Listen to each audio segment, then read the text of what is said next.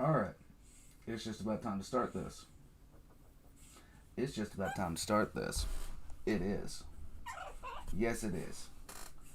Why are you arguing with me?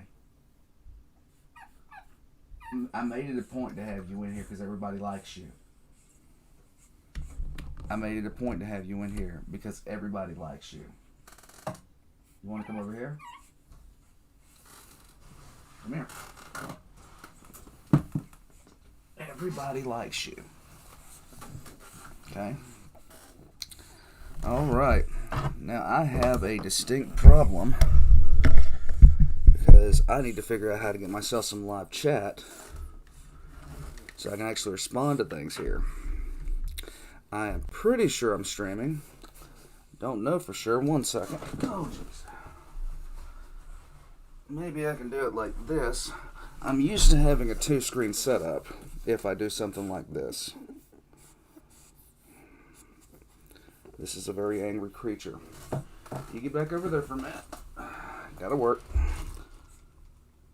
Did you have to bonsai off the top rope there?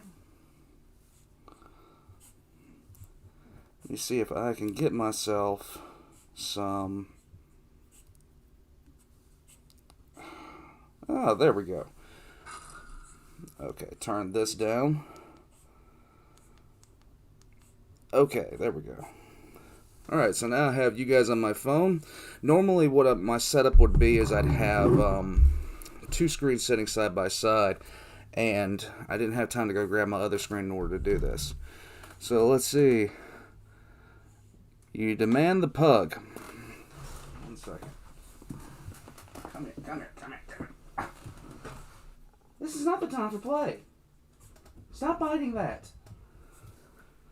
You want this foul creature? Aside. This is not the time. Oh my goodness. Alright.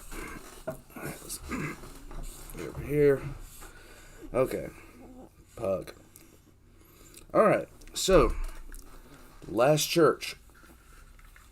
I'm going to attempt this with this little creature. Stop trying to bite my cord. Those are the only setup that I have. Stop trying to end it. Thank you. Oh my god. Oh my god. She is not a spot. Stop trying to bite my cord. Let it go. Let it go. Let. Whoa, go. Whoa, whoa, whoa. Thank you.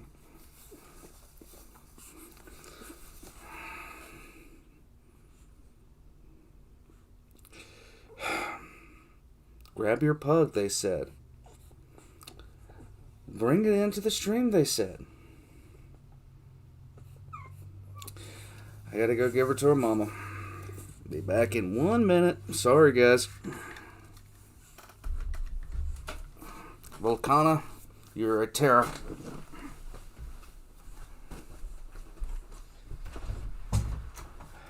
She has terrorized my stream.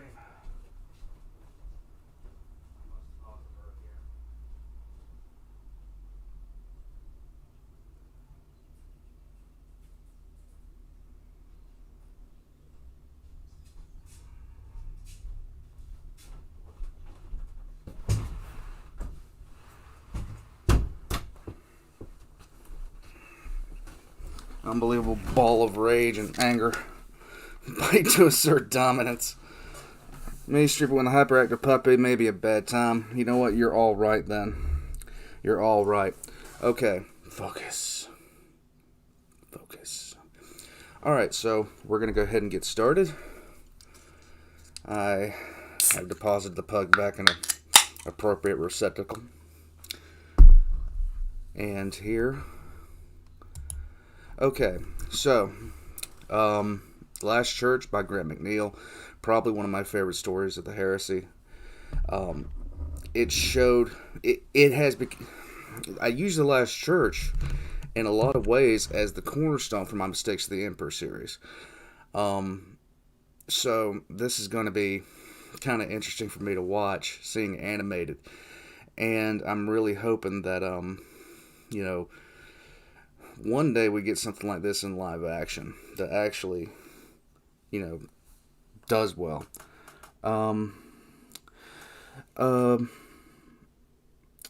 May I recommend a movie-like environment? This is really good stuff. I don't know how to do it kind of like that. What would you suggest? And remember, I'm on kind of like a 15-second delay right now. Let's see. Tyrannid Ripper, yeah. Volcana is always angry, for the most part. She's just, her name is Sassy, and that's why I call her Volcana. Because God forbid. Anyhow. Let's see, what else? Dr. USB, our other pug is absolutely horrified of this new arrival. I've been trying to get them to play together more, but he's been a very, very good dog, and she is hyper aggressive, and that's kind of something I'm having to deal with as it comes. I'm having to take my time and really be careful about them together, because she's extremely hyper aggressive towards him, and it's taken a while to break her of that habit. And the last thing I really want to do is for her to corner him, because she corners him, I don't want him to feel like he has no way out. And if you corner a dog, that's not ever really a good thing. So I had to be very, very careful about that.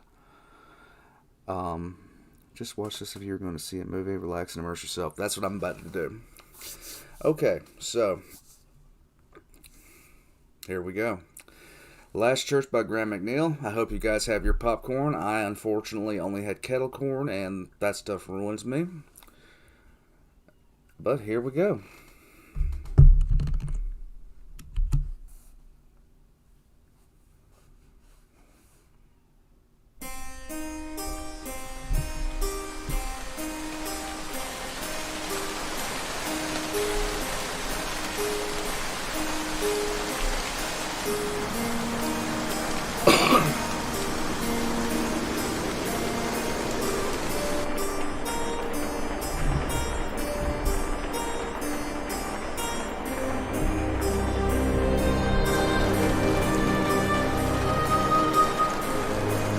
I did not send a request, please send it to me in a comment, and I'll take a look at it later.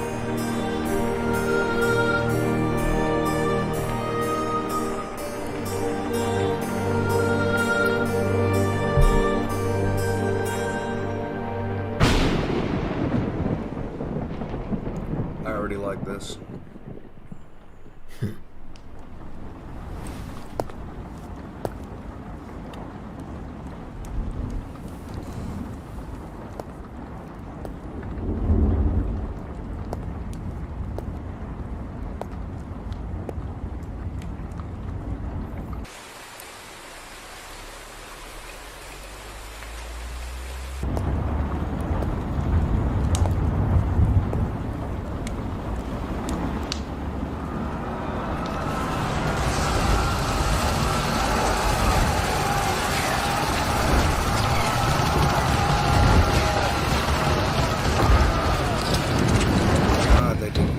Atmosphere of this. They really did.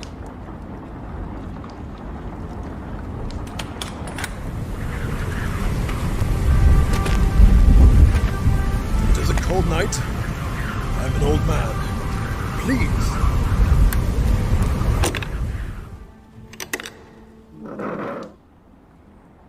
Welcome to the Church of the Fulgur Lapis. Do you wish to join us tonight? I don't recognize you. No, I don't expect you would. Nor would I expect us to be anyone besides you and I. Well, this is a surprise. My midnight sermons are considered quite popular in these parts. You're sure? Quite. What a shame. I had not thought I had aged so poorly as to scare so many away. It is rare to find a man like you with a sense of humor. I have found that most of your kind are dour, leaden-hearted men. My kind? Priests. Okay, so I'm hearing some, well, not hearing anything. seeing some people talk about the gain on my microphone. Let's see if we can't fix that a little bit.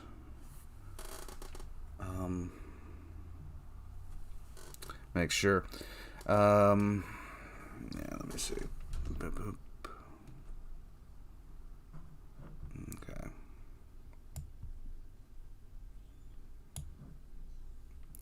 Alright. Let me know how you guys hear this. I'm going to back it up a little bit so I don't miss anything trying to fix this. I don't recognize you. No, Is that better? I don't expect you would. Nor would I expect us to be anyone. Everybody condemn the besides you squid. And I. Well, this is a surprise. My midnight sermons are considered quite popular in these parts. You're Alright. sure? So is this Quite. good right now? What a shame. I had not thought I had aged so poorly as to scare so many away. It is rare to find a man like you with a sense of humor. I have found that most of your kind are dour, lead. Much better. Okay, great. That's what I wanted to see. So I'm going to go ahead and pick it back up. Hearted men, My kind? priests. Then I fear you have only met the wrong kind.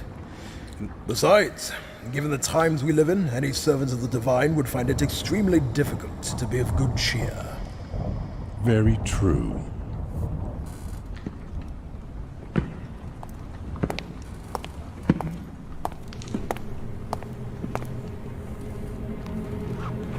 I am Uriah Olothair, last priest of the Church of the Fulgur Labis. Might I have your name? My name is unimportant. However, you may call me Apocalypsis. An unusual name for one who professes a dislike of priests. You are aware of the significance of such a word. Apocalypse. I Okay. am. It is suiting for tonight, however. And why exactly would that be? What revelations do you search for in my humble Okay, I church? see what I see what I you said with the name seek no change. revelation. I simply wish to talk to you. I wish to learn what keeps you here when the world is abandoning your beliefs in gods and divinity.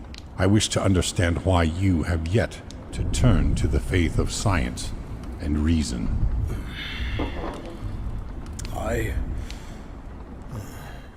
The great fresco of Isandula. A divine work. Wouldn't you agree? It is quite magnificent, but divine? I don't think so. Then you have not looked closely enough. Open your heart to its beauty, and you will feel the Spirit of God move within you. And the whole world came running when the fresco was revealed, and the sight of it was enough to reduce all who saw it to stunned silence. So you have read your Vastari. So I have. You are a student of art? I have studied much. Art is indeed one of my interests.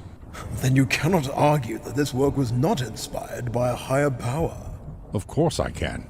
I do not seek to diminish the artist's sublime work through allocating praise upon a greater being. Her artistry does not prove the existence of anything. No god has ever created art. In an earlier age, some might have considered such a sentiment blasphemy. I have only ever seen mortal men accuse anyone of blasphemy, Uriah. I have only ever seen mortal men act upon it. Were reactions to the accusations any less violent, I would label it a victimless crime. Touché. But I have yet to see any scientist discover the root of inspiration. The human mind is a wondrous thing. Do not be so quick to underestimate it. Tell me, Uriah, have you ever seen the great cliff sculptures of the Mariana Canyon? No, though I have heard they are incredibly beautiful. They are indeed 1,000-meter-high representations of their kings carved in stone that no weapon or drill can cut. They are at least as incredible as this fresco. Lord Tormorion. Yes, you're right. The Emperor is not impressed because there is not enough gold. Worked into a cliff that had not seen sunlight in 10,000 years, yet carved by a godless people in a forgotten age.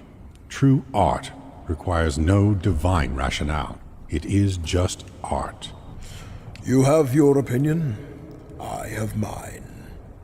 Isandula was a genius and a magnificent artist. That much is beyond question. But she still had voice to make a acting is living, impeccable in and this. even magnificent artists must take commissions where they are to be found. I am sure this work paid well, for the churches of her time were obscenely wealthy. Do you believe that she would be incapable of such a wondrous feat if she had been employed by a secular government? She very well may have, but unfortunately we shall never know.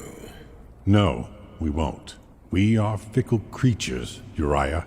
All too often I am tempted to believe that the invocation of the divine is a ploy by the jealous to dismiss one's accomplishments. Jealousy? Absolutely. To see another succeed where you may have failed is a sobering thing. Some would rather choose to remain ignorant of their limitations.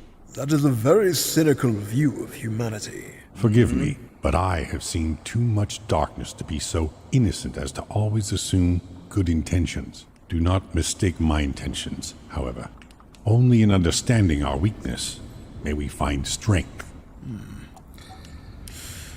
Well, this has been an interesting discussion, but you must excuse me, friend Apocalypsis. I have to prepare for my congregation. No one is coming. It is just you and I. Why are you really here? This is the last church on Terra. History will soon be done with places like this, and I want a memory of it before it is gone. If this is so, then come, friend, let us sit. I would rather not stand for whatever time remains. The back and forth in this, even when I was reading it, was outstanding. The back and forth in this is just awesome. I had the blah, blah, blah, blah. Humanity is cynical, yeah. Zachary Adams, good. That's a good idea. Let's see. How had the Mariana Canyon not seen light in 10 years? It's the dried up Mariana Trench. Oh, okay. So you're answering a question. Yeah, that's exactly right. Wow. And, yeah, that's most likely what happened to him around. He probably did kill all the villagers, but who's counting? All right, continuing on. I love how a good story, a good animation, well, just a good story in general can keep you in something. We've only been through this 8 minutes. I feel like I've been watching it for 20. It's been that good.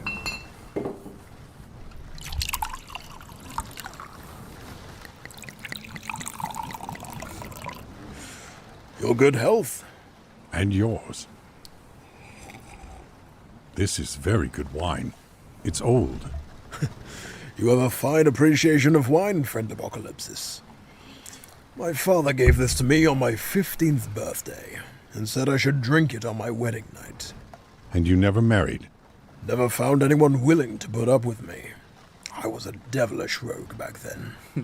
No longer, it would seem. A devilish rogue turned priest. Sounds like quite the tale. It is, but some wounds run deep, and it does no good to reopen them. Fair enough. Friend Apocalypsis, tell me, what did you mean when you said this place was soon to be gone? Exactly what I said.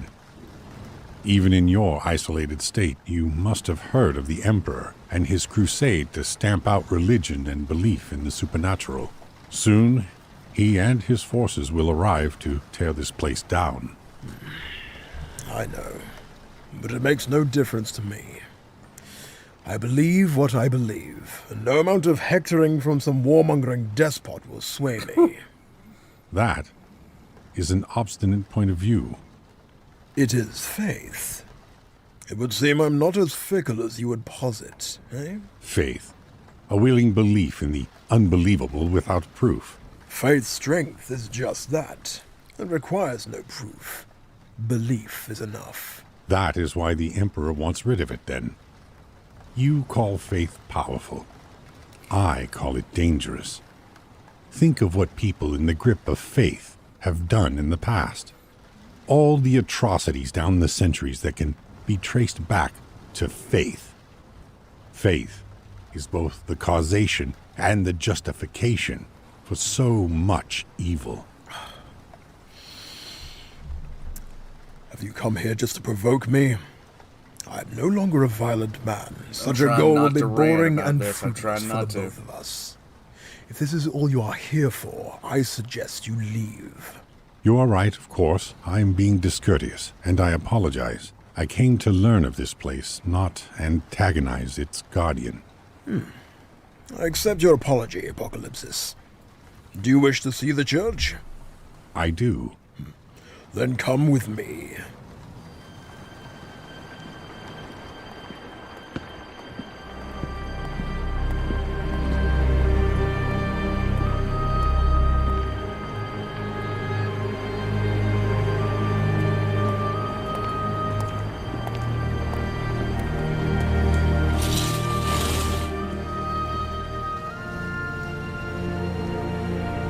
The Fulgur Lapis.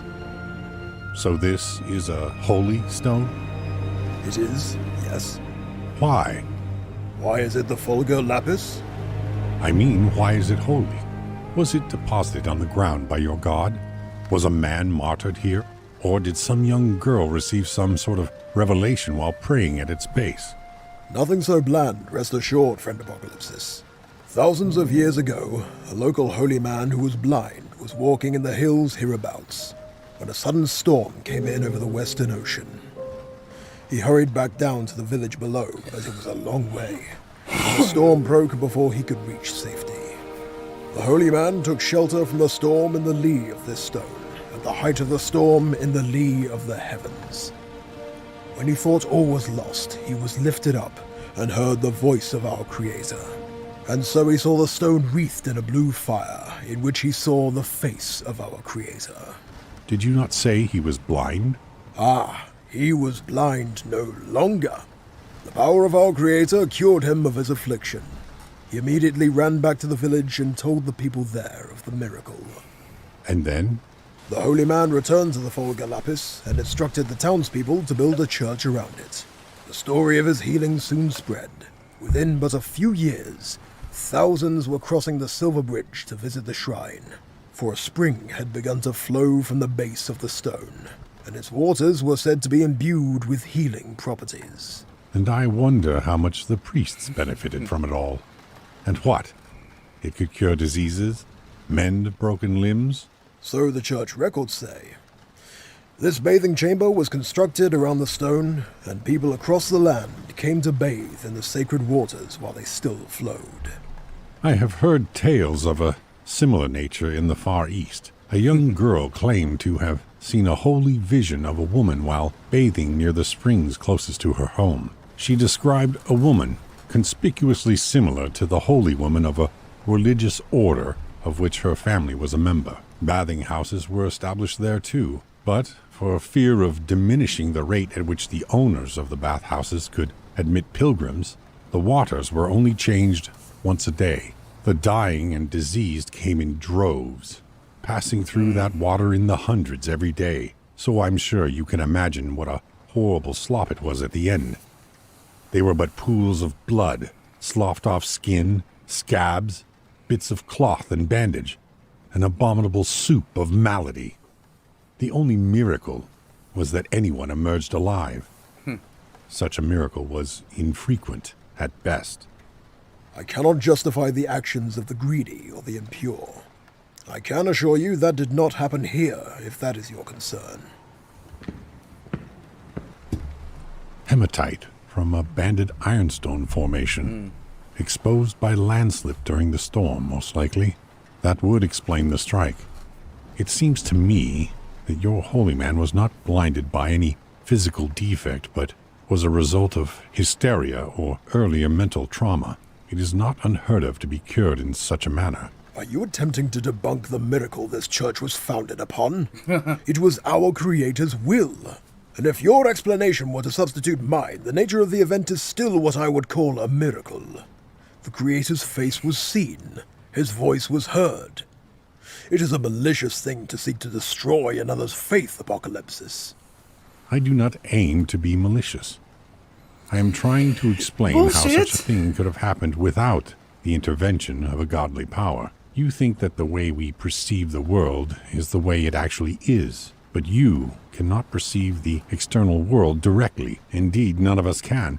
Instead, we know only our ideas or interpretations of objects in the world. The human brain is a marvelous organ, priest, and it is especially adept at constructing images of faces and voices from limited information. Imagine your holy man sheltering from the storm in the cover of this great stone when the lightning bolt hit, the fire and the noise, the pounding surge of elemental energy. Isn't it possible that an already religious man might, in such circumstances, perceive sights and sounds of a divine nature? We do it all the time. When you wake with dread in the dead of night, is that darkness in the corner not an intruder instead of just a shadow? The creak of a floorboard, the tread of a murderer? I agree. The human mind is a powerful thing.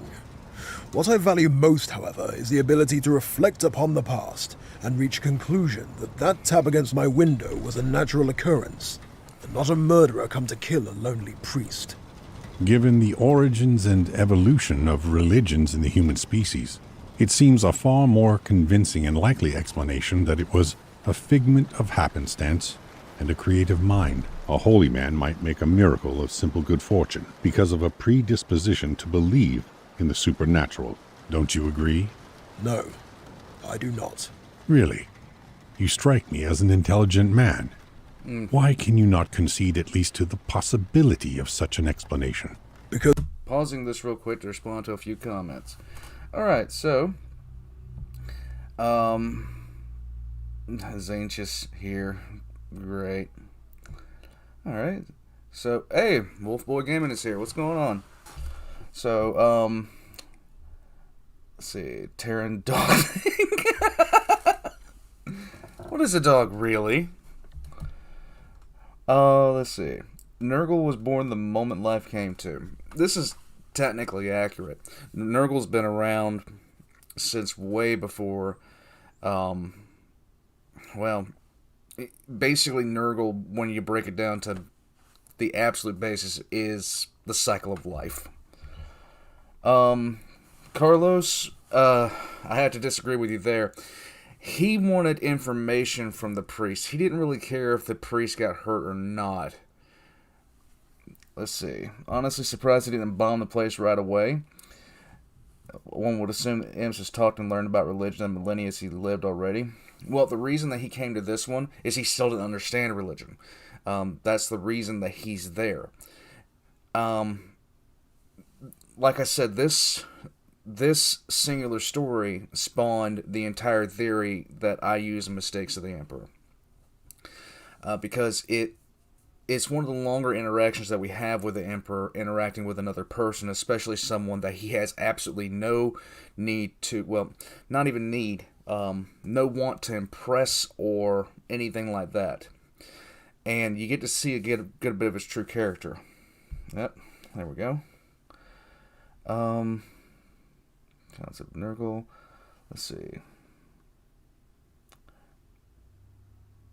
Yes, let's see. 20th century, according to the lore. Actually, Dark, Nurgle was supposed to be originating during the Black Plague in Europe. Khorne, he manifested the first time during the Crusades, I believe. Tzeentch, I don't know. Tzeentch, when were you formed? Just let everybody know. Let's see, concept, okay. Alright, so I'm going to go ahead and jump back into this. Isn't it funny how the Emperor makes a crusade to end religion? Don't remind me about how hypocritical that sounds. Anyhow, back on it. Because I too have seen my God and heard his voice. Nothing can compare with knowing personally and completely that the divine exist. Ah, personal experience. The most valued kind. Tell me, where did you receive this vision? On a battlefield in the lands of the Frank, many, many years ago. The Frank were brought into unity long ago. The last battle was fought nearly half a century ago. You must have been a young man back then. I was. Young and foolish. Young and foolish. Hardly a prime candidate for divine intervention. But then I've found that the least likely to receive it are often the most in need of it. Also, somebody said earlier, I'm surprised there isn't a religious debate going on. One thing about my channel, I absolutely avoid, like the plague, any sort of religious debate or political debate. I avoid it like the absolute plague. We come here to enjoy 40K. We don't come here to discuss modern politics. I have read your holy book before. To me, most of the men who appear on the pages are far from ideal role models. Perhaps I should not be so surprised. The devilish rogue sits with me today.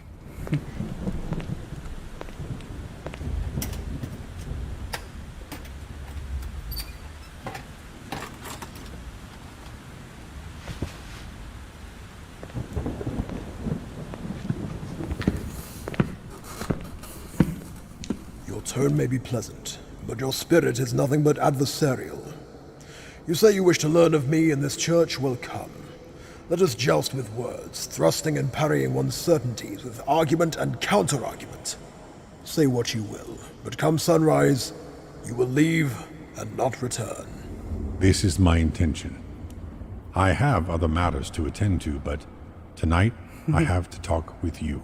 My adversarial spirit is not born from any mal-will towards you, Uriah. My malcontent is born from my love for humanity. I would see our species in an age of wonder, without these constant wars and the ignorance that blankets our kind like a plague. I would see us ascend. I would see all of our kind raised to the status of godhood that is worshipped throughout the galaxy. But we are enslaved to the fantastical notions that reside within that book of yours, and all the others like it. That damnable book in your hands is a curse, and I would see you rid of it. You go so far as to mock my holy book too? This damnable book provides a code by which I have lived a peaceful life, in which I have built more than I have destroyed, helped more than hurt. My time before this book was nothing but destroying and hurting. Untold thousands more live similar lives thanks to the guidance provided by our willingness to believe in something greater than ourselves. Tell me, Apocalypsis, when we, as a species, find your vision to be a reality, what will become of us? What will unite us? Peace can only be attained through an aspiration or a common enemy. And when that aspiration disappears and we as a species are gods without rivals, who will we turn on? We will turn on each other, friend Apocalypsis. Your vision will bring only an eternity of war. When gods clash, galaxies burn. So what would you have me say? There are more faiths than yours, Uriah, and each faith has equally zealous defenders. How many generations of conflict until your message of peace turns to a crusade against those who do not share your beliefs? Oh, apt words. Where there are differences, humanity will find them. And these differences are so fundamentally rooted in you as others' beliefs are in others. There can be no resolution without conflict. You find nothing but exceptions to my arguments, never any rules by which to measure them. How can I find rules in an inherently hypocritical system? Your book has been rewritten, translated, and twisted to fit the needs of hundreds of anonymous authors for hundreds of years. The faith is eternal, but the story and morals are not. One man hears his dead grandfather, and he is locked away in an asylum. But if he heard the voice of God, he would be venerated and might well become a saint. How is this a logical and rational system? It is my faith. Respect my beliefs as I respect yours, despite your constant slights against my life's dedication. Did you not say we should joust? Why does your faith require such protection? Is it not robust enough to withstand my questioning? No one else on this world enjoys such protection from scrutiny. So why should you and your faith be singled out for special treatment? Why is it that faith is being targeted for destruction? Perhaps there is enough truth behind my words that the Emperor, in all his wisdom, fears their holy power. Or is it because there are people too obstinate to accept that there may be something that science cannot quite explain? I have seen my God. I saw his... Pausing it right there because I gotta go into this. Okay, so this falls in line with what I've talked about in my series, Mistakes. The Emperor was he did have a love and passion for humanity. But as you can see through this, he doesn't understand other people. He doesn't understand Uriah Althair. He can't grasp it. He's trying to, but he can't. And that is just a matter of nature. How would I, and I hate doing analogies because I suck at them. I really do suck at them. But how would I explain downloading an app on my phone to somebody that just, has lived in a cave all their life and knows nothing else? How would you explain stuff like that? The Emperor is in that kind of mental state where he's trying to get across an idea and a concept. Uriah is doing the same thing. Uriah has context. He's felt weak. He's felt powerless. He's felt all these things. The Emperor hasn't. The Emperor doesn't have any questions that he needs answered or things that he needs to understand. For him, science is the answer to everything. Uriah is not in that position. Anyway, shutting up. When you become immortal, gradually you lose your connection to humanity. Sometimes you cannot see the trees, only the roots. Dark Innovator, I'm going to use that in the next lore video I do. I'm going to use that.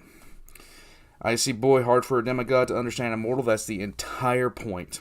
That's the entire point. How would you explain the feeling of weakness to somebody who's never experienced it?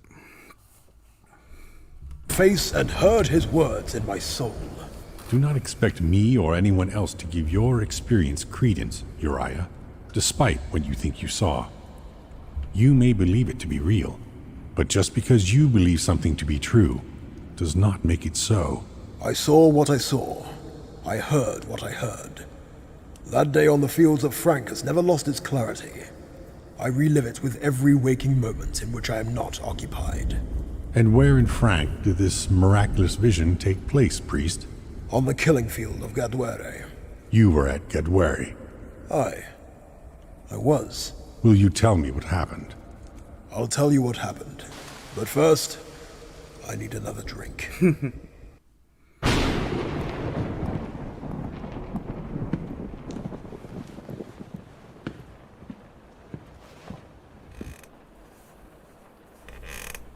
I love the atmosphere. No, friend Apocalypsis. This is the good stuff.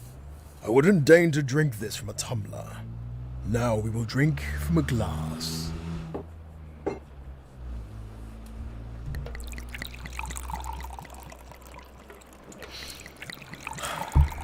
The water of life. Finally, spirits both you and I can believe in. Give it a minute, and let the vapors build. It intensifies the flavor. Swirl it a little. See the slicks on the side of the glass? They are called tears. And since they are long and descending slowly, we know the drink is strong and full-bodied. And how long must we wait? Patience, friend Apocalypsis. This wine has sat for many decades. It can sit for a few more minutes. Nose the drink. Feel the aromas and how they stimulate your senses. Allow yourself a moment. Let the scents awaken the memories of their origin. May I ask a personal question while we wait? Well, it depends on the question, doesn't it? Why is it you carry a timepiece that doesn't function? It is a family relic, you see. It has been with us since before even Old Night. No one knows when it broke, but as legend goes, it ticks before disaster strikes. I never believed it. my father. When I found it, however, it was a minute later than I always remembered it. Now it's a minute from midnight. My father always jested that the day it struck midnight would be the beginning of the end. I've kept it for decades. Never once seen it budge. I check it often, as if it could warn me of danger. Maybe there is hope, eh? A grim portent. You seem to surround yourself with grim beliefs, Uriah. Perhaps. But let's not ruin this good wine with such dour thoughts. My story has not yet even begun. We've waited long enough. Drink, friend Apocalypsis, generously. Hang on to the taste before it is gone. Ah, that's a flavor I have not had in a long time. I didn't think any remained. It is an old bottle. One I rescued from the ruins of my parents' home. You make a habit of keeping old alcohol around. Aye, a throwback to my wild youth. I was fond of the drink. A little too much even, if you take my meaning. I do. Many a great man has been brought low by such an addiction. You said you wanted to know of Gaduare? If you are ready and willing to tell me of it, yes. Willing, yes. Ready? Well, I suppose we will find out, eh? Gaduare was a bloody day. It was hard on all who were there. I understand. I may be old, and my eyes may not be what they once were, but I can still tell that you are far too young to know of Gaduare. You would not have even been born when that battle was fought. Trust me, I know of Gaduare. I should tell you a little of myself first. Who I was back then, and how I came to find God on the battlefield of Gaduare. If you have half a mind to hear it, anyway. What is a story without its context? Of course. Boom! Say what you feel needs to be said. I was born in the town below this church, nearly 80 years ago. The youngest son of the local lord. My clan had come through the final years of Old Night with much of their wealth intact. They owned all the lands around these parts, from this very mountain all the way to the mainland bridge. I wish I could say I was treated badly as a child, to give reason for why I turned out the way I did. I cannot. I was indulged and became something of a spoiled brat, given to drinking, carousing, and bouts of petulance. Looking back, I realize what a little shit I was. But of course, it's the lot of old men to look at themselves in their youth and realize too late all the mistakes they made and regrets they carry. Anyway, I decided in the adolescent fires of rebellion that I was going to travel the world and see whatever free corners of it remained in the wake of the Emperor's conquest. So much of the world had been brought under his sway, but I was determined to find one last patch of land that wasn't yet under the heel of his thunderbolt and lightning armies. You make it sound like the Emperor was a tyrant. He ended the wars that were destroying the planet and defeated dozens of tyrants and despots. Without his armies, mankind would have descended into anarchy and destroyed itself within generations. Alright, Biggie, you need to fucking stop. You need to stop.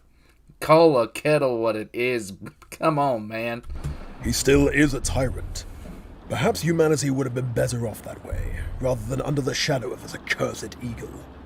Maybe the universe decided we'd had our chance, that our time was up. Nonsense.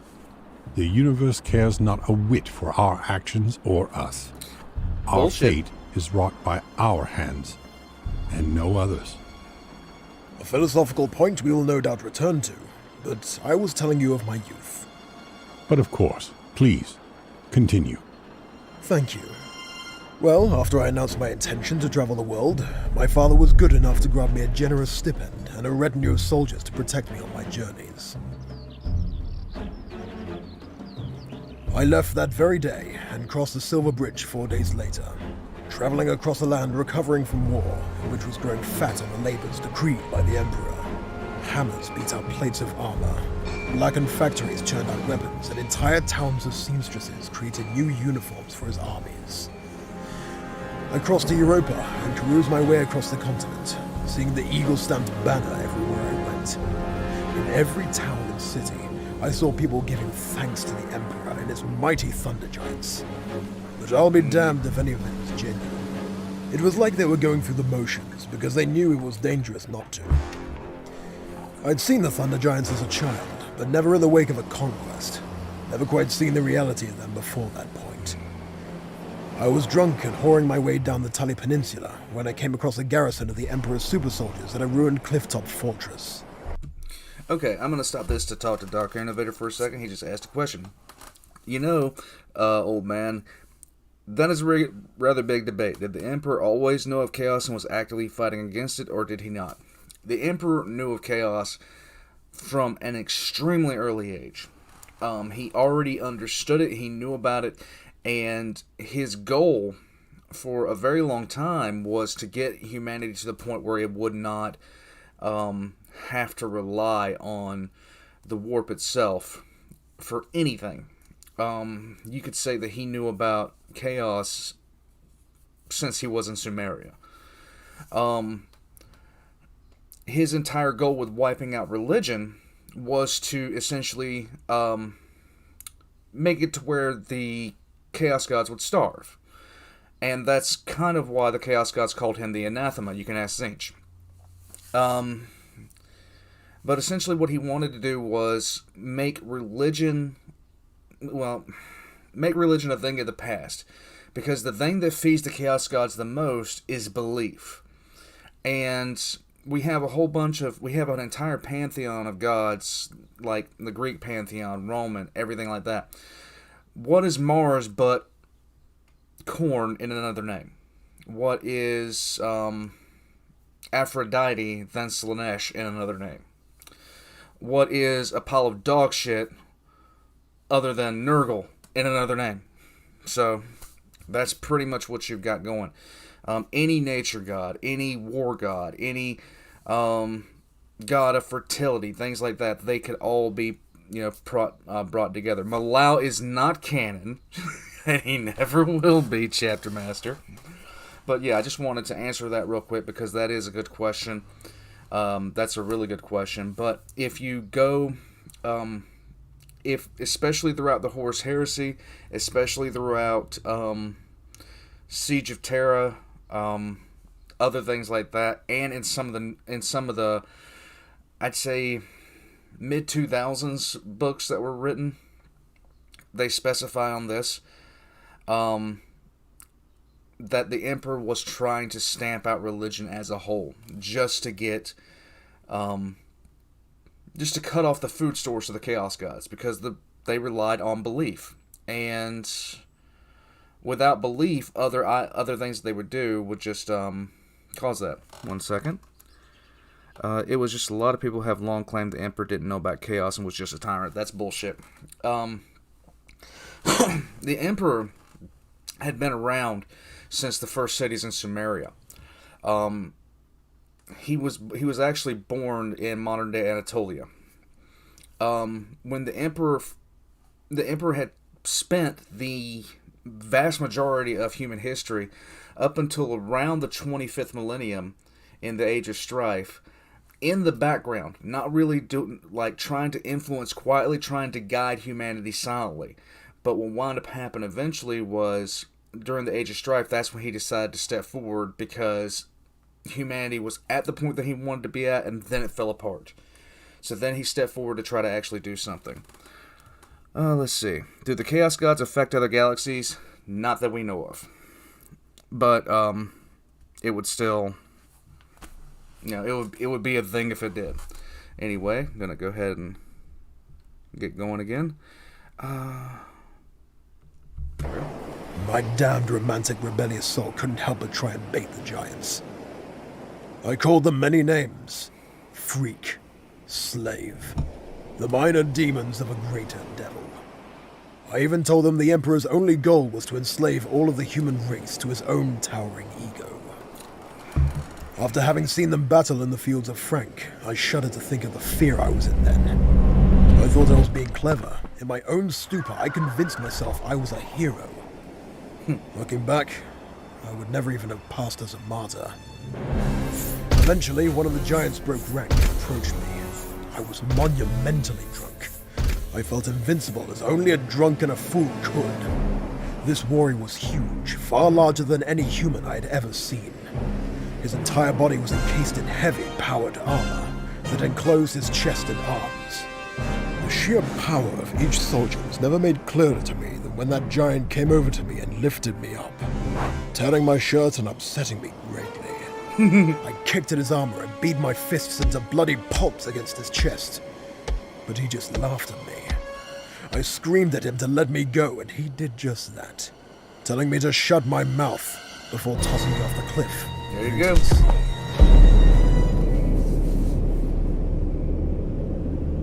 By the time I'd climbed the great steps back up into the village, they were gone, and I was left with just myself and a hatred greater than I had ever known. Stupid, really. I was asking for it, and it was only a matter of time until someone put me in my place. And after Tali? Here and there. I've forgotten a lot of those years, truth be told. I was drunk most of my waking hours. I know I took a sand skimmer across the Mediterranean wastes and traversed the wastelands of the North African conclaves that Shankal reduced to an ashen desert. All I found was settlers that were busy paying homage to the Emperor. So I carried onwards, far into the east, to see the ruins of Ursh and the fallen bastions of Nath and Doom. Gotta do it.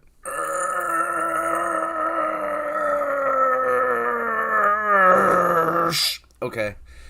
That was almost a Tourette's tick. Even there, however, in places so far away as to be the most desolate and remote corners of the world, I still found those who gave thanks to the Emperor and his gene-engineered warriors. I couldn't understand it. Didn't these people know they just exchanged one tyrant for another? And then again, it wasn't their choice. Humanity was on the brink of extinction. I cannot convey this point any more clearly. Without unity, and without the Emperor, there would be no human race. I cannot believe that you do not see that. Oh, I see it. There you go. I see that it's very painful clearly. to witness. The devilish rogue did not, however. I was young and full of the fires of youth that see any form of control as oppression. Though they don't appreciate it, it is the function of the youth to push at the boundaries of the previous generation, to poke and prod and establish their own rules. I was no different from any other youth. Well, perhaps a little. So you'd traveled the world, and hadn't found any corner of it that hadn't sworn allegiance to the Emperor. Where did you go next? I returned home for a spell, bearing gifts I'd mostly stolen, and then set off again. But this time I went out as a soldier of fortune instead of a tourist. I'd heard rumors of unrest in the land of the Frank, and fancied myself a renowned war hero. The Frank were a fractious people, even before the days of unity, and were never ones to bow to invaders, even the ones who posed as benign. Once I reached the continent, I had heard of Havelek de Gras and the Battle of Avalroy, and rode straight for the town. Avalroy, a town poisoned by the bitterness of a madman whose meager skill fell far short of his ambition. Now that much is obvious. Back then, the story was that Havelek was found wrongly accused of the brutal murder of the woman the Emperor appointed as governor. He was set to be shot by a firing squad when his brothers and friends attacked the local army units running the execution. Damn. The soldiers were torn to shreds, and the death of a few locals in the fighting turned a small-scale riot into open rebellion. It got ugly faster than the town had time to think what they were doing. But by then, it was too late. Unfortunately for everyone, Havelek was a gifted orator, and fanned the flames of the townfolk's ire at the Emperor's rule. Within the hour, a hastily formed militia had stormed the local army headquarters and seized the weapons within. None of the soldiers survived. You are aware that Havelek did assault and murder the woman. I learned that later, yes. By then it was far too late to do anything about it. By the time I reached Avaroy, full of piss and vinegar for the coming fight, Havelek had rallied a number of the local townships to his cause and amassed quite an army. It was magnificent, friend Apocalypsis, for it had been everything I had so desperately searched for. Icons of the Emperor being torn down, colourful buntings hanging from every window, bands playing in the streets constantly while Havelek and all of us, his soldiers, marched up and down the town. I swear it felt like we were an army of devilish, daring youths. We should have been training. We should have prepared. But our courage was buoyed up by the festivities, and more towns rose up against the Emperor's rule by the day. Within the week, we had amassed an army of nearly 40,000 strong. Truly, it seemed, I had found my glorious rebellion I had so desperately craved. It was heroic and courageous and dangerous, and it spoke to my romanticism for the heroic freedom fighters of old. We were absolutely sure that we would be the spark that would light the fires of rebellion all across the world and see the autocrat tumbled from his self-imposed rule. Then we heard that the Thunderbolt and Lightning armies were marching from the east, and we set off in grand procession, making all due haste. Havelek leading us from Avaroy was a joyous day. I'll never forget it. The laughter, the kisses from the girls, and the spirit of our shared brotherhood carried us off as we marched to battle. In but a week of marching, we reached Gaduare and set up our defenses atop a line of hills directly in the path of our enemies. We had all thought ourselves tactical geniuses, holding this strategically advantageous position. Had we any training and discipline, it might have made a difference. We held the high ground, and both of our flanks were anchored on strong positions. On the left were the ruins of the Gaduare bastion. On the right, the desolate marshes through which nothing could pass. You must have known it was madness to engage the Emperor's armies. I mean, you had no hope of defeating them. Alright, guys. The stream has been going for about an hour. I know what comes next in this story. So, what I'm going to do is I'm going to declare a 4-minute break. I'll see you guys all back here at, the hour. And we'll get back to it. I got to step away for a few seconds, though. Just give me a few seconds. And I'll see you guys in about 4 minutes.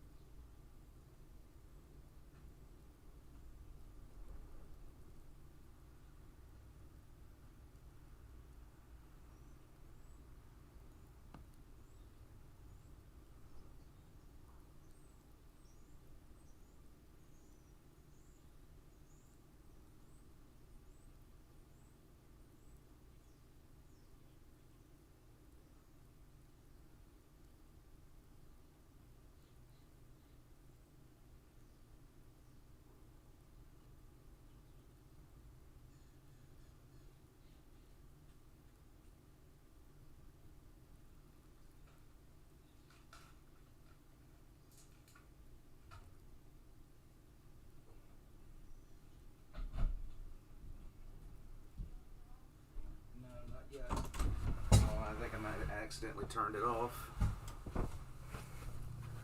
No, I didn't. I'm not an idiot. Not yet, anyway.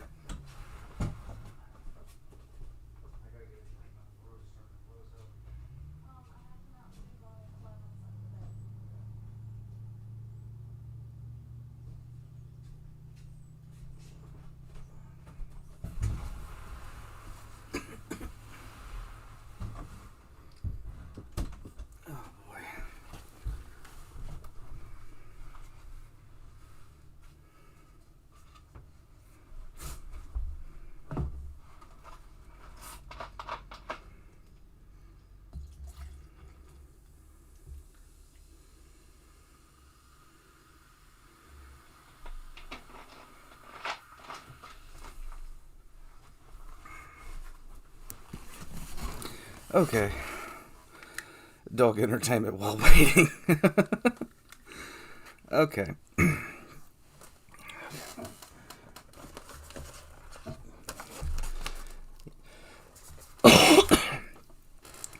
One of the biggest pains that I have a very thick accent that I take pains to kind of clear up when I'm talking because I want people to be able to understand me.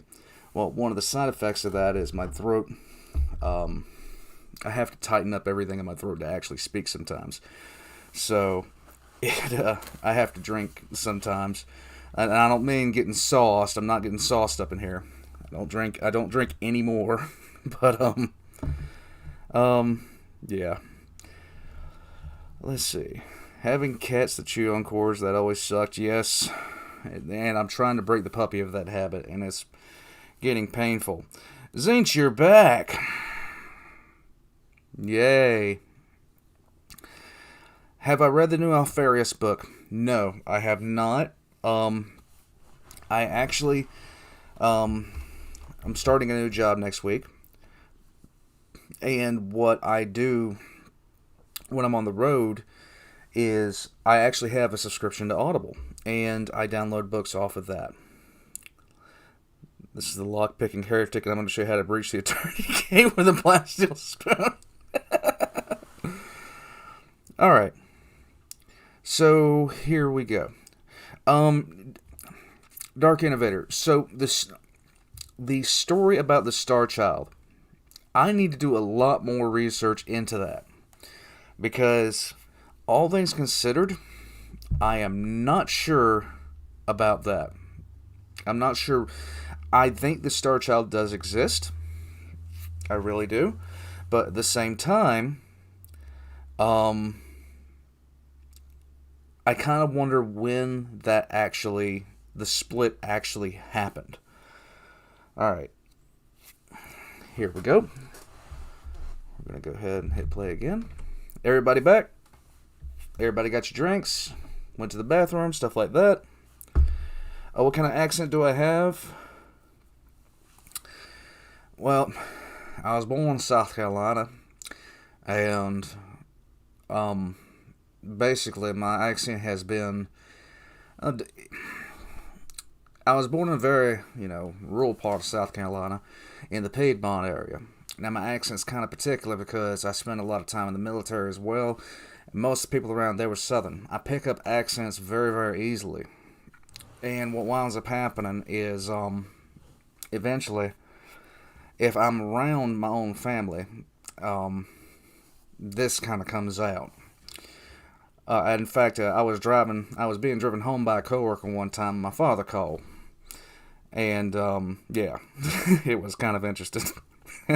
Kentucky reporting in. Alright, Big Chew. I'll see you later, bud. Alright, so we're going to go ahead and get started back on this. Here we go.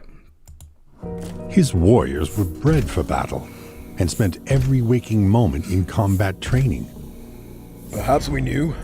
Maybe we didn't want to think about it. We were so full of hope, of optimism, we wouldn't allow ourselves to even consider defeat. When the Emperor's armies came into sight, we were nearly 50,000 strong, and we faced an army estimated at a mere 5,000. It was hard not to feel that we could win the day, especially with Havelek riding up and down and firing our blood. His brother tried to calm him, but it was far too late. The Yeehaw accent. That's Midwest, not South. Eventually, maybe a kilometer from our position, the Giants halted their advance. God, I love the atmosphere in this right now. We should have waited too. Instead of letting the spirit of the moment die, we charged down the hillside like mad, glorious fools, screaming war cries and waving swords, pistols, and rifles over our heads. It was maybe 6 or 7 ranks deep, and we only covered half the distance before the Giants shouldered their weapons and opened fire. Mm-hmm.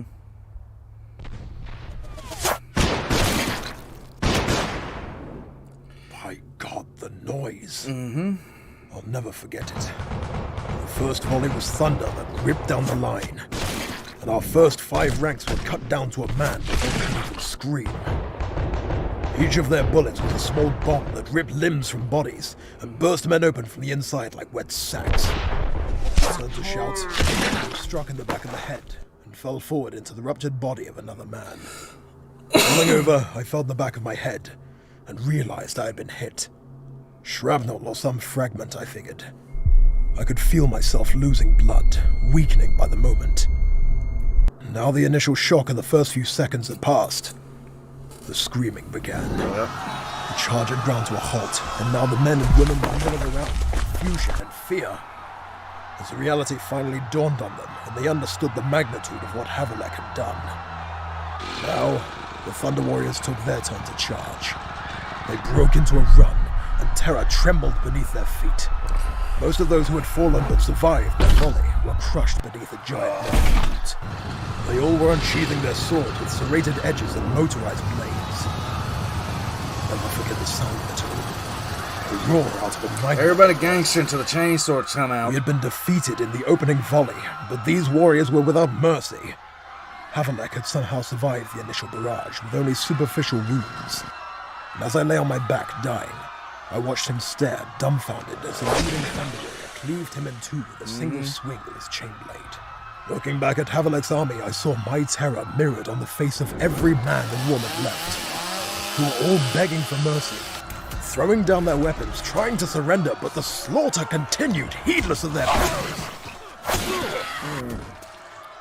They marched right up to them and hacked into them without mercy. All those people were cut apart so quickly and brutalized with such economy of force, I couldn't believe so many people could die in so short a time. It was not the glorious battle I had dreamed of. It was mechanized butchery. If I could have ran, I would have. And I'm not ashamed to say I laid there weeping, listening to the awful sound of people dying, and the wet sound of flesh being shorn from bodies, and the stench of voided bowels and open bellies, until the mercy of darkness overcame me. When I woke, surprised I'd still lived, it was dark. In the distance I heard the victory chants of the Thunder Warriors drifting across the fields, along with the smoke of victory pyres. Havelek's army had been destroyed. Not routed, not put to flight, destroyed. In less than an hour, 50,000 men and women had been killed. I never learned of any other survivors. Weak, and laying in a field of human parts, I began to weep once more. I was in agony, bleeding to death and thinking how absolutely pointless my life had been. The heartache and ruin I had visited upon others in my reckless pursuit of hedonism and self-interest. I wept for my family and myself. And that was when I realized I wasn't alone. Who was with you? The power of the divine. I opened my eyes and saw a golden face above me. A face of such radiance and perfection that my tears were no longer shed for my self-pity, but for his beauty. Light radiated from the figure, and I averted my eyes for fear I'd be blinded. I had been in pain, yes, but now that pain was gone, and I knew I was seeing the face of the divine. I could not describe that face to you, not with all the poetic imagery in the world at my disposal, but it was the most exquisite thing I had ever seen. I felt myself lifted up and thought this was the end. And then the face spoke, and I knew I was destined to live. What did this face say to you? Why do you deny me? Accept me, and you will know that I am the only truth and the only way. Did you reply? I couldn't. To utter any words would have been base. In any case, my tongue was quite stilled by the awesome vision of God. What made you think it was God? You were a dying man on a battlefield, surrounded by your dead comrades, and you were having an epiphany about the futility of the life you had led. Think back, priest. Surely there is another explanation? I need no other explanation. You may be wise in many things, Apocalypsis, but you cannot know what goes on in my own mind. I heard the voice of God and saw his face. Does the perception of events truly matter if the results are singular? I was borne up and set into a deep slumber, and when I awoke, my wounds were healed. A piece of bone had been embedded in my skull, nearly a centimeter away from severing my spinal cord. When I rose, I searched for fellow survivors. I was alone. I decided to return to the land of my birth, but when I returned, I found my family home in ruins. The townsfolk told me Scandian raiders from the north had come to plunder my family's wealth. The Vikings. They killed my brother and tortured my parents and sisters in an attempt to make my father give up the family treasures. My father had a weak heart and died before they could learn his secrets. I found my home in ruins and my family as bleached cadavers. There were no amends to be made at home. All I had to remember them by was their wealth, good wine, and this damned watch. I am sorrowed by your loss, Uriah. If it is any consolation, the Scandians would not accept unity and were wiped out near 3 decades ago. I know, but I do not revel in death anymore. The men who killed my family will have been judged by God, and that is justice enough for me. That is noble of you. I took those few keepsakes from the ruins and made my way to the nearest settlement, thinking I'd get blind drunk and try to figure out what to do with my life. Halfway there, I met an old priest in need of help, in desperate search of the next caretaker of the Folga Lapis. I knew I had found my purpose. I had spent my entire life until then living for myself, but when I saw the spire of that church, I knew that God had a purpose for me. I should have died at Gaduare, but I was saved for a reason. And what was the reason? To serve God, to bring his words to the people, to do good where others would not, to be a beacon in the coming dark. And that's what you've been doing here? That is what I've been trying to do, but the Emperor's promulgators traverse the globe with his message of denouncing the supernatural and criminalizing the devout. I assume that is why you are here, and why none of my congregation have come here tonight. You would be correct. In a manner of speaking, I have come to try and convince you of the error of your ways. To learn of you and to show you that there is no need for any divine powers to guide humanity. This is the last church on Terra, and it falls to me to offer you this chance to embrace the new way willingly. Or? There is no or, my dear priest. Come. Let us go back out into the church as we talk. I want to teach you of all that belief in gods has done for humanity down the ages. The bloodshed, the horror, and the persecution. I will tell you of this, and you will see how damaging such belief is. And then? You will go on your way, friend Apocalypsis? It is my sincerest hope that we will go together. You know of gene breeding? Aye. Very little is not gene-bred these days. And you have heard of the once great city of Zoser in the Nordafric conclaves? Yes, I have been to Zoser. At least I saw what my guide told me were its ruins. True. Not much is left. Anyway, the scientists of Zoser sought to end a great famine that was sweeping the Nordafric conclaves through gene-breeding animals that would grow more quickly and more easily in their harsh climate. When one of the local cults caught wind of the gene breeding, they saw it as an affront to their god. They were very much against the modification of genetics because they thought that their god had designed them as they were, and it was a sin to meddle in such things. This cult, the Zozerites, saw the lead scientist, an Apashtar, as the next embodiment of evil, seeking to defile all the people by feeding them the embodiment of sin. They went on a rampage, stabbing and clubbing any Apashtar they could find, Of course, the Apashtar retaliated, and rioting spread throughout the city and left close to 1,000 people dead.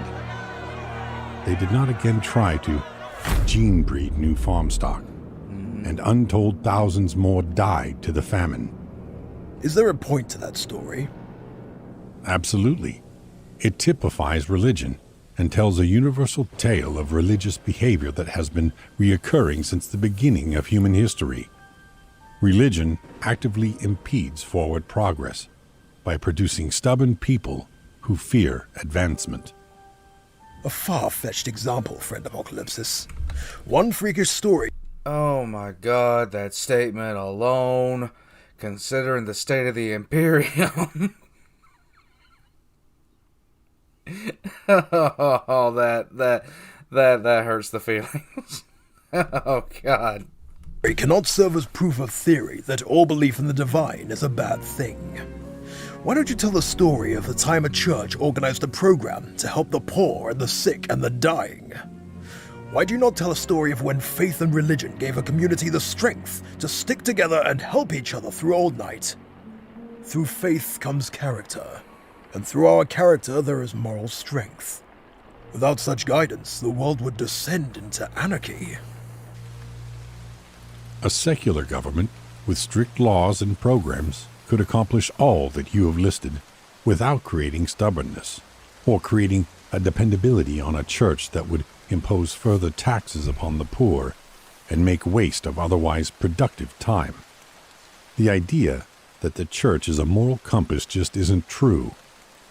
Where the church is strong, it causes cruelty. Intense belief produces intense hostility.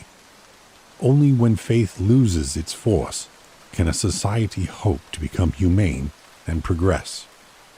I don't believe that. My holy book gives instructions on how to live a good life. It has lessons humanity needs. I have benefited greatly, as have the people in the town below. Are you sure? I have read your holy book, and much of it is bloody and vengeful. I suspect an outside spectator would view the people on those pages not as exemplars of proper behavior, but terrifying examples of corrupt morals. You are missing the point, Apocalypsis. Much of the text is not meant to be taken literally. It is symbolic or allegorical. That is exactly my point. You priests pick and choose which bits of your book to take literally and which to read as symbolic. And that is a personal matter, not a divine one. You may be pure and noble, Uriah, but all too often a priest is a man who is cruel and purely seeking personal gain. Religion has no place in a fair and just society. In ages past, a frightening number of people took these holy books absolutely literally, sowing untold misery and death because they truly believed the words they read. The history of religion is a horror story, Uriah. And if you doubt Can't argue with that. look to the past and see what humanity has done in the name of their gods over the millennia. In ancient times, ritual sacrifices were commonplace. To appease their vile gods, priests drowned women and children in sacred wells. True. And cut the heart out of their slaves and prisoners. True. They would drive a pile through a maiden's body to pacify a non-existent creature. You cannot seriously compare my religion to such barbarism. You describe ignorant savagery, not religion as I would name it. Can't I? It was never uncommon for religions founded in this region of the world to use their faith to justify conquest without mercy. The rich desired more power, but the peasantry would not fight for their kings and their lords just to further the interest of those who ruled them so cruelly. The lords knew this. They guised their political objectives with religious significance by the just and marvelous judgment of God, and the people fought fervently for a cause with no merit. Extremism bred extremism, and the retaliation was swift. Now that war had been initiated on religious pretexts, the conflicts escalated, and the battling continued, until little was left but fields littered with the bones of the foolish and the deceived. But sorrow or remorse was never tolerated for such a thing, as the crusade was God's will, after all. This is ancient history. As you say, the nobles were bent on furthering their own interests. They used religion as an excuse, but in their greed they would have committed these atrocities one way or another. You cannot vouchsafe the truth of events so lost in the They mist say of a man of time. culture and Digibop. I would agree with you, had they not repeated the act nearly a century later. Warriors laid siege to the sect's stronghold in ancient Frank, and when the city fell, the generals asked their leader how they might tell the faithful from the traitors among the captives. The leader, who followed his God, ordered the warriors to kill them all. God will know his own. 20,000 men, women, and children were lost to faith that day. Of course, for fear that any may escape, an organization was given absolute power over the people, with its sole purpose to hunt down those who ran. They brought about hysteria and tortured any they so pleased. They did not stop once all their enemies were hunted down and killed either. They, too, had convinced themselves of their holiness. They exterminated whole towns on the merest suspicion of witchcraft or treachery. When it was all said and done, near 100,000 were dead. Most of them were innocent. If you'll allow me, I shall turn your logic back upon you, Apocalypsis. Had it been a secular government that decided they required more land and riches, do you truly believe they would have decided against it for no reason other than that there was no divine justification? Look back upon your great knowledge of history. Do you truly not recall any secular government that drove itself mad with suspicion of treachery and created a state ruled by surveillance and torture? You chop apart history, take what you so desire, and insist I behold the bloody remains. Humans are flawed, and religion is more often a convenient scapegoat than a corrupting force. If you believe that, then you have been shut away in this church for far too long, priest. All the dictators deposed through unification were mass-murdering ethnarchs who killed millions in their constant warring, burning away all hope of progress. Cardinal Tang's pogroms and death camps saw millions dead in the Indonesia bloc. He died but 30 years ago and claimed his entire life had been served in the name of a greater power. You fixate on the blood and death, and forget all the good that can be achieved through faith. Everything in this is You really only good. see religion for what it can be. I am seeing it for what it most always is. Savagery pervades our world, and it is sustained by ignorance and crude belief.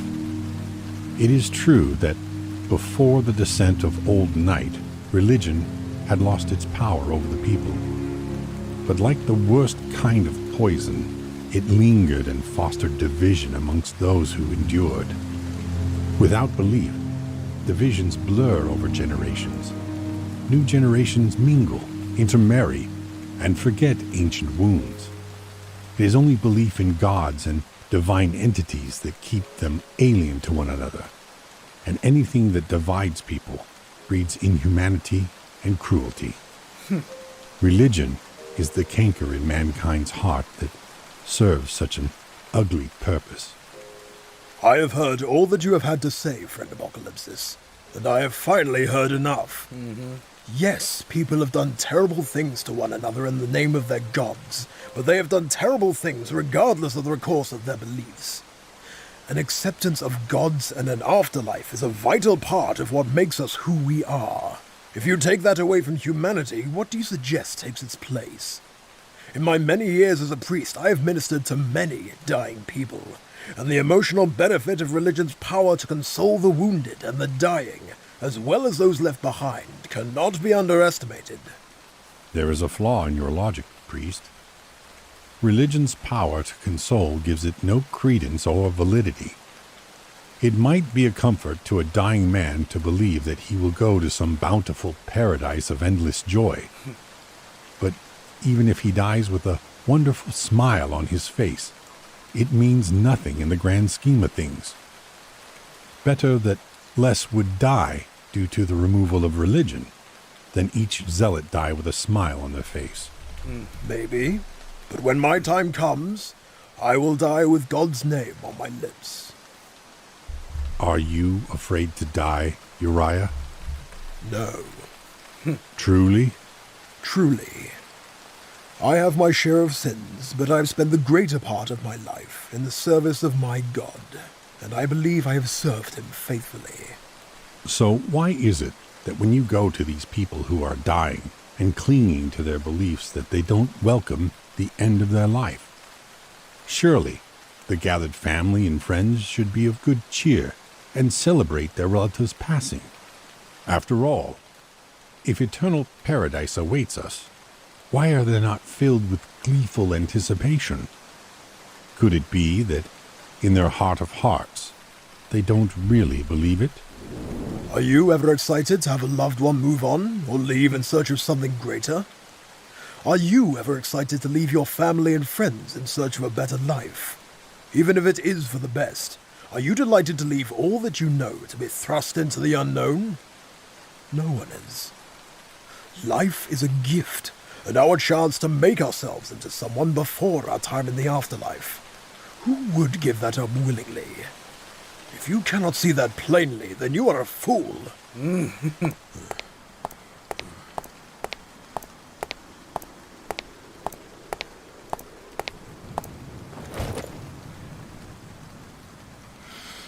The Lord of mankind is the light in the way, and all his actions are for the benefit of mankind, which is his people.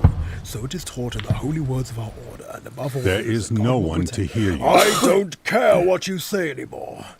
You have come here to do what you feel you need to do, and I'll not buttress your ego and self-righteousness by playing along any longer. You listen to my words, but hear nothing. End the charade. As you wish. No more games.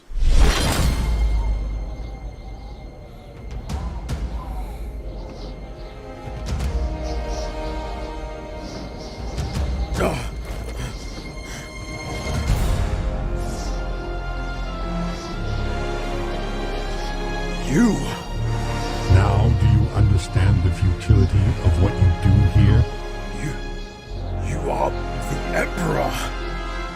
I am. It is time to go, Uriah. Go? Go where? There is nowhere else for me in this godless world of yours. Of course there is. Embrace the new way and be part of something incredible. A world and a time where we stand on the brink of achieving everything we ever dreamed.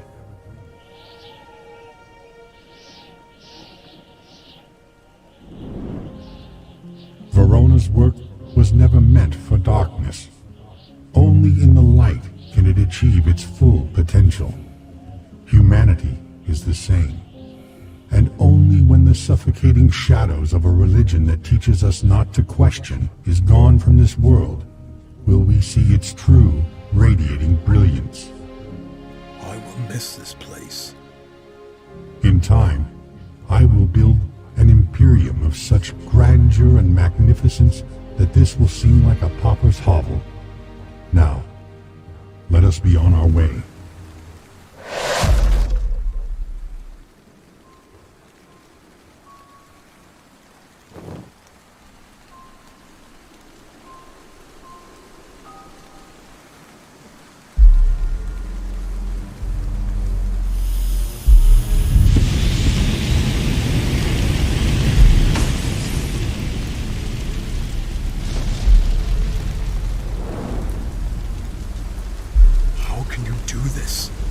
You say you stand for reason and the advancement of understanding, but here you are destroying a repository of knowledge. Some things are best forgotten. And I hope you have foreseen the consequences of a world bereft of religion. I have. It is my dream. An imperium of man that exists without recourse to gods and the supernatural. A united galaxy with Terra at its heart. A united galaxy? Indeed. Soon enough, unity will be achieved on Terra. It is time trying to reclaim humanity's lost empire among the stars. With you at its head, I presume. Of course, nothing of such grand scale can be achieved without a singular vision at its heart. Least of all, the reconquest of the galaxy. There is a place for you at my side, Uriah. You are noble and your heart is true. We have need of iterators who would spread my imperial truth across the stars to all those planets without guidance. I can submit to no imperial truth. My entire life has been altered by, at best, a misunderstanding. At worst, my life has been spent following a lie. But you know what? It doesn't matter that my life has been one massive falsehood. I came here with my heart open and emptied by grief. The spirit of my God had entered my soul and filled me with love. My devotion was my salvation, and I have spread a doctrine of love and forgiveness. No amount of words and tricks may change that. Even now, despite this revelation, my heart is filled with love. There is no resentment in my heart. What makes faith so powerful, Emperor, is that it requires no proof. Belief is enough. I feared such a thing. I wish you would join my great crusade, Uriah. Soon I shall expand my Imperium to the furthest corners of the galaxy, with all my sons beside me. I need men like you. You make a virtue of commitment and purity. Did you not just speak to me of the horror of the Crusades, and what evil men do in the name of purity? You are no better than the holy men you were telling me about. The difference is that I know I am right, Uriah. Spoken like a true autocrat. You misunderstand, Uriah. I have seen the narrow path that humanity must walk to survive. This is how we must begin. It is a dangerous road you travel. To deny humanity a thing will only make them crave it more. I see no reality in which your goals do not lead us to disaster and ruin. Beware your subjects do not begin to see you as a god. I truly hope, in the name of all that is divine, you are right. But I dread the future you forge. I wish only the best for my people. I believe you, Apocalypsis. But I cannot be a part of it.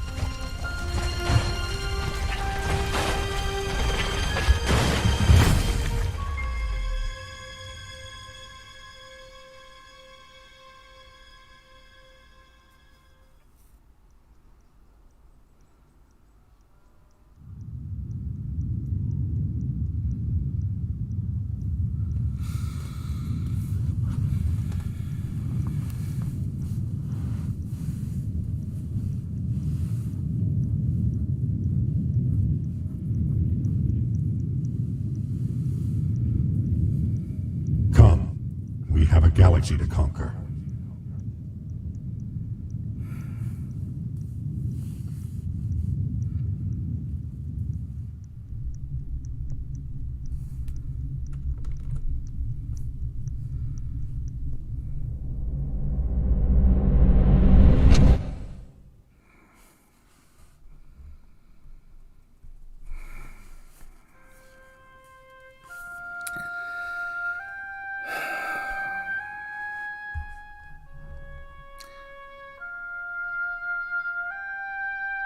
Oh man, that was...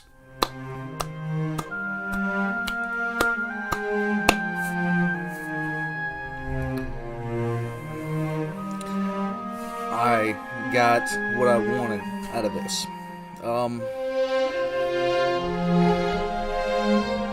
Let's see.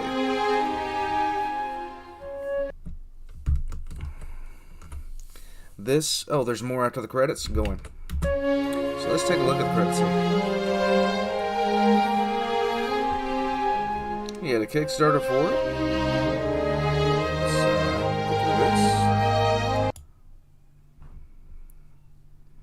Actually, this was a privilege and a pleasure. Okay, here we go.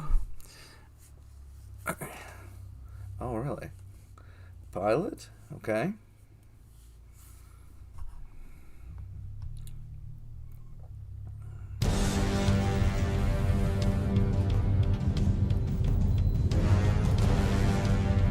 Do you, Captain, accept your role in this? Do you promise to lead your men into battle and conduct them to glory, no matter the ferocity or ingenuity of the foe? Do you swear to crush the insurgents of 6319, despite all they might throw at you? Do you pledge to do honor to the 16th Legion, to our father, and to the Emperor? On this matter, and by this weapon, I, Captain Garvia Loken of the Lunar Wolves, swear it will be so. Then rise, brother. There is work to be done.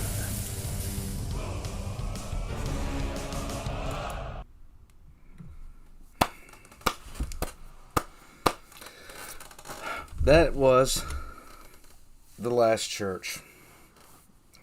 And it was worth the wait for me. This has been the one video that people have asked me on repeat to watch, asking me always when I'm gonna do it, when am I gonna sit down and watch it, when am I gonna put this out there. Even last night in the Discord, there was a lot of stuff going on. People were asking me, when is it gonna happen, everything like that. Warhammer 40k has literally the best community out of anything. It's because of people like this guy, like Tyler, that we have stuff like this. Mark Lewis Sparks, Astartes, Sodas, Remy, that we have all of this kind of stuff. What's the point of the Lunar Wolf scene? James, are you talking about what was the significance of what he was doing, or what was the point of it? As far as, putting it in there. I absolutely love this. Warhammer is being run by the fans. That is very true. There is so much I have to get caught up on. I mean, there's bans for Warhammer 40k. I mean, that's just really it. Okay, so I have started up a new document. What was the point of the end? The point of it? Okay, so I don't know. Kyle, that is a very good point. The Uriah in a way was the first believer in the God Emperor. James, what was going on in that scene was something that was not exactly unique to the Lunar Wolves. It was called an Oath of Moment. And the point of it was to show... Well, the point of it was to show that they're going to be doing a Horus Heresy series, which I love. But the point of an Oath of Moment was... It was basically a ceremony, because all the Space Marines were, oath to follow the Primarch. But the Oath of Moment was for an action in particular. And they would write it down on a piece of parchment and then wax seal it to their armor. And the reason they would do this was more ceremonial than anything else. And they had people ask about it, why are they taking an Oath of Moment? They're already... prepared to do something like, but it was just a ceremonial thing. All right. Let's see. If all that's the thing, comrade. I know that GW has brought on the guy that put together Astartes. I know that he's been brought on. I would love to see oh god, Mark Lewis Sparks, a whole bunch of other people brought in to do a feature-length Warhammer 40k movie or a mini-series. I could tell you right now what I would, if I won $1 billion tomorrow, the first thing that I'd do after taking care of my family, everything like that, would be to call up Charles Dance and ask him to play Sebastian Yarick. Think about that for a second. Charles Dance as Sebastian Yarick. And let's do the first War of Armageddon, and let's do it right. I would literally lose my mind if I got the opportunity to do that. Like a 10-part miniseries, get Charles Dance in there to be your boy, the old man of Armageddon. A bunch of other stuff. I'd get the entire... There wouldn't be any Warhammer content for months because I'd get everyone in on it. But that's just me, and I'm an idiot, so there we go. Well, this has been The Last Church, guys. I'm going to go ahead and end the stream. I appreciate all of you guys. When I first started this channel, I didn't know how many people would want to watch it. I didn't have a clue how many people would want to watch it. I still remember my first 10 subscribers.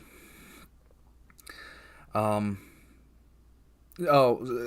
Boy, I mean the first War of Armageddon that won't get you killed if you mention it. You know what I mean? At the end, we did see him. It was a slight moment of empathy, but it wasn't what you'd think. You gotta remember, the Emperor was on a completely different level. A completely different level. Oh god, what am I doing? What was I talking about? I'm an idiot. I'll remember it at some point. In any case, I want to do stuff like this more. Oh yeah, when I first started this channel, I was like sitting there wondering, am I even gonna get to 200 subscribers? I hit 200 subscribers, and then everything has kept on going. I'm at 2,120 subscribers, and now I remember what I was talking about. Every commissar is attached to a unit that has a regimental ID and a nickname. So, the Discord link is in the bottom of all my new videos. Pop in there, go into the general tab, and drop a name for what I'm going to call my community from here on out. Let's come up with a community name. Let's do that. In any case, I'm really hoping I will, Panther. I'm really hoping I will. I'm going to go ahead and take off. And I have a bunch of recommendations to go through. Some came in last night. And would everybody please say hey to Not a Panther and Bacon and Eggs? Because along with Arcodius of Axel, Not a Panther and Bacon and Eggs are going to be voice acting in the Magnus script. So I'm going to go ahead and throw that out there right now. Not going to tell you what they're going to be. Now I'm finally going to turn this off. Thank you guys for joining.